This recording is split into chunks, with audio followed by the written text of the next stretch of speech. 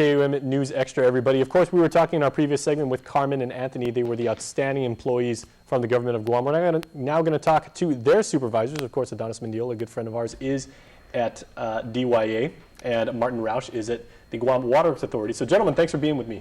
Thank you for having us. Okay, it's hard as a manager to determine which of your employees is the most outstanding. Of course, you want to go to bat for your people and you want to acknowledge them and recognize their achievements and everything like that. So how difficult is it for you to pick which of your people is doing like the most exemplary job while motivating the rest of your staff?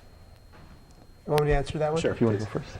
I think you have different types of personalities, but I think the inspirational employees, they get the message out there, and so you tend to focus on them because they seem to charge your group up and give a lot more horsepower to binding everyone together. So you look for people that glue the team together, people that inspire the team, but of course they have they're competent and they do all their job, but it's easy. You pick the most inspirational because you want the award for everyone to feel the award, and I think in GWA, everyone today in GWA, every employee feels honored that we're represented and Tony's representing us. All right. How about you, Don? I'd have to agree. I'm just going to use one word in light of the game today.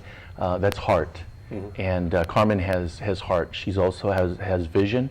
She's a woman who came from adversity herself, being a single mom, and I'm selling her a little bit on this, but being a single mom and having a child with disabilities, she knew what it would take to give that same level of care and concern to our clients, and of course, in light of the community, also to make sure that the child who was deserving of their the time at DYA was going to be constructive. So I got to say heart and vision, and that drive, and I think she embodies that. Yeah, and it's interesting for your staff at DYA because it's such a job where so much emotion is put upon the workers themselves, and I would dare say that no staffer at DYA can just leave their job at the office because they're dealing with such a sensitive topic that they really take that stuff home. So how do you, again, people like Carmen and everything, to stay highly motivated and to stay focused on the mission?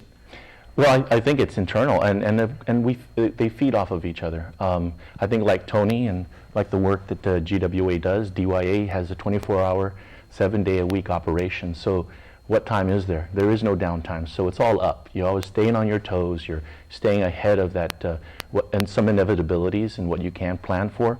And if there's something that Carmen is instinctually prepared for, it's the inevitable.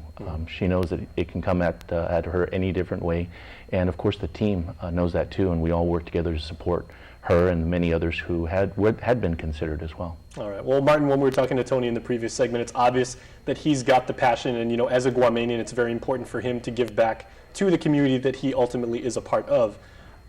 Describe how it is working with him, not only as his supervisor but also as a colleague.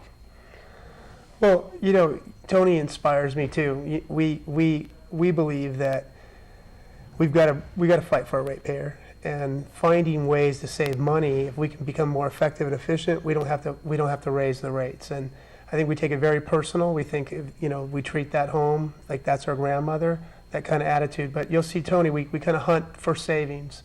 So Tony will find maybe $20,000 a month that we'll save forever. And that just inspires you to do a better job as a manager and come back. I think one program we put together in the last couple of years, we saved $2.4 million a year for the ratepayers, just being more effective and efficient. And I think you get, it's just a feedback loop. You do something positive and it just inspires him. He does something positive, it inspires me. Mm-hmm. Well, let me ask the both of you, and we'll start with Martin. If Tony walked up to you, and then Adonis, you can ask the same thing about Carmen. If Tony walked up to you one day and said, "Hey, boss, I'm thinking I might give GPA a try," or I want to go over to DYA, or like if Carmen said I want to go over to GW, what would you say to kind of keep them on your staff, because obviously they are very valuable members?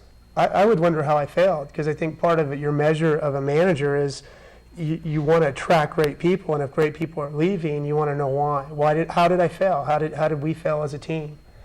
I don't think that's going to happen, but with Tony, but that I would wonder how we failed to bind them back, to develop that culture where people want to stay, develop that culture where we're really a team.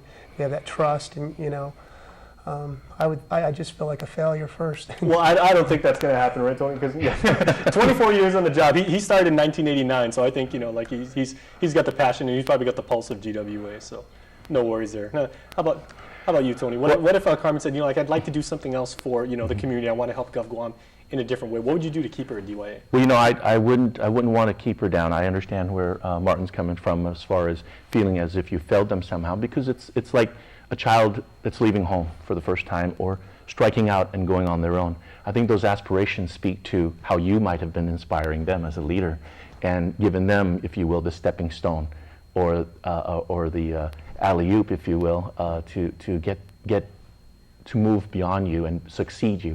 So in some ways you can say, did I fail or did I succeed? And so if it means that they're succeeding you, going on to bigger, greener pastures and maybe doing more for the community or their families and themselves, I say have at it. And more importantly, I can say I helped. I was there when they were young and aspiring and developing into the leader and the manager and the lead and the person that they have become. Excellent. Okay, we've got 1 minute left, so we'll ask the both of you final question.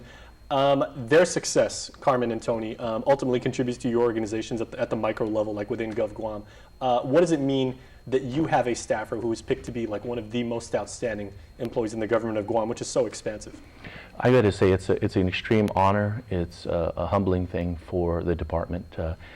Most folks know that Department of Youth Affairs obviously takes in youth offenders, and again, for the community's sake, it's for the betterment of the community, and we do what we have to do. We have to be, if you will, we were talking about this earlier, the hand of God sometimes, and administer that justice, but we're also therapeutic and rehabilitative. So I've got to say that it's a proud day for DYA and for the community of Guam, and we'd like to thank the governor for putting this together and continuing to drive this excellence and calling for the recognition of awesome Gov Guam employees. How about for your agency, Martin?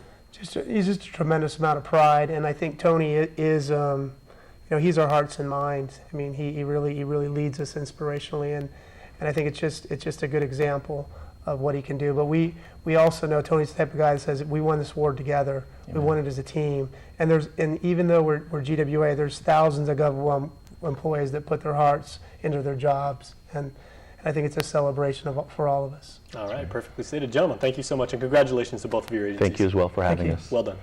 All right, stay tuned. We're back after this.